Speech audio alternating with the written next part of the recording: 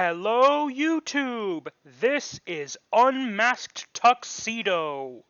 Welcome to Part 2 of Unified English Braille Video 3. This video is about how to use the Grade 1 sign.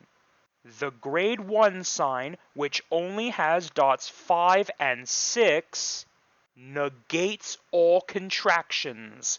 That means that the Grade 1 sign will let you spell words in full. The Grade 1 sign works in the exact same way as the capital sign does. One Grade 1 sign puts the very next cell in Grade 1 mode. Two Grade 1 signs put the entire next word in Grade 1 mode. Three Grade 1 signs put everything after them in Grade 1 mode. To go back to Grade 2 mode, which allows contractions, use the Grade 1 mode terminator, which consists of the Grade 1 cell followed by the apostrophe cell. The cells that stand for the letters of the alphabet are the only ones that may follow the capital sign. Each of those cells may also follow the Grade 1 sign, except the letters A, I, and O. Pay attention! This is your first rule on Braille usage.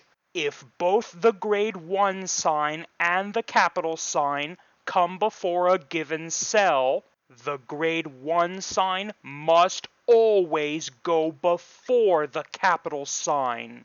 Here are 4 examples of proper usage of the capital sign with the Grade 1 sign. In the second and fourth examples, the Grade 1 sign comes before the capital sign as it must. In the third and fourth examples, the letters A, I, and O do not have the Grade 1 sign before them. That is because, unlike the other letters of the alphabet, A, I, and O are never word signs, which you will learn in Video 7.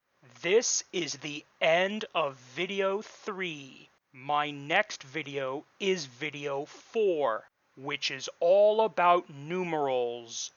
Until then, this is Unmasked Tuxedo, signing off.